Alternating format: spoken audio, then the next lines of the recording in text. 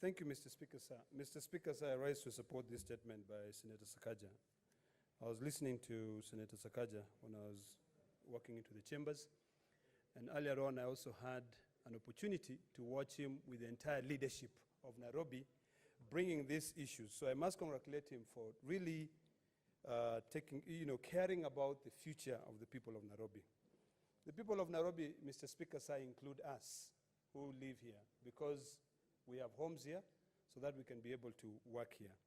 This House, Mr. Speaker, sir, when I remember, passed a piece of legislation which was sponsored by the good senator from Kiambu, the assumption of office, which I believe was supposed to solve certain problems which Senator Sakaja brought into light with his statement.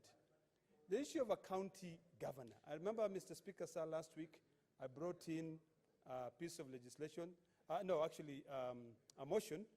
I sponsored a motion to try and give deputy governors more powers in the event that we do not have a substantive governor in place.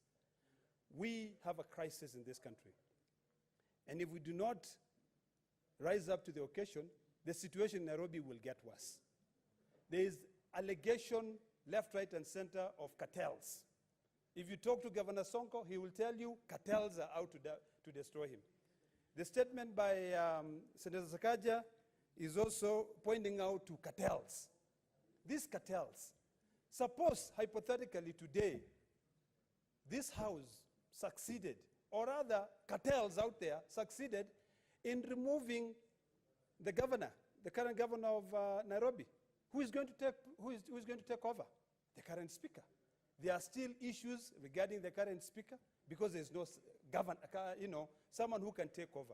So, Mr. Speaker, sir, I think it is about time that we take these matters very seriously and try to find a way to ensure that if that piece of legislation was really enacted into law, a substantive deputy governor is elected, so that, or is appointed, so that tomorrow, if either ESCC succeed in removing the governor, or maybe there's a court order that bars the governor from accessing the office, the people of Nairobi will not continue suffering.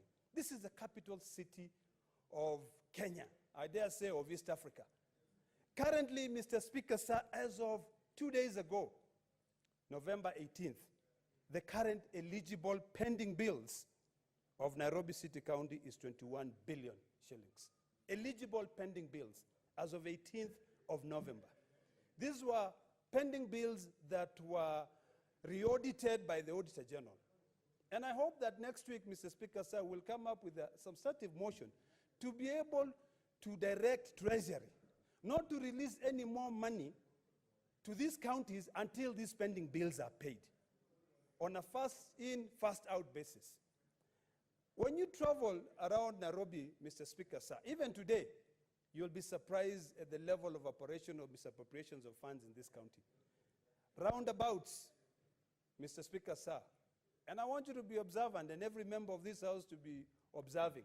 Every week, grass is removed, new grass is put in. I mean, seriously, what kind of operations are we running?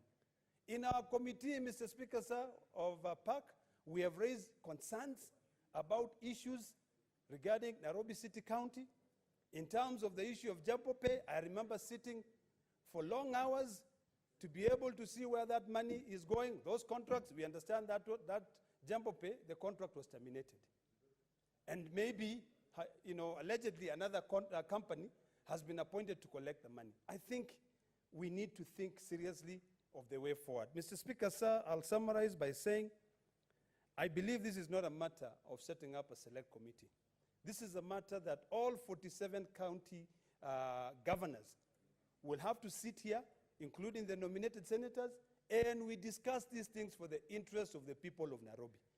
And we become very objective for the future of Nairobi as a county, as a county government, or as part of the national government, whichever way it will go. I thank you, Mr. Speaker, sir.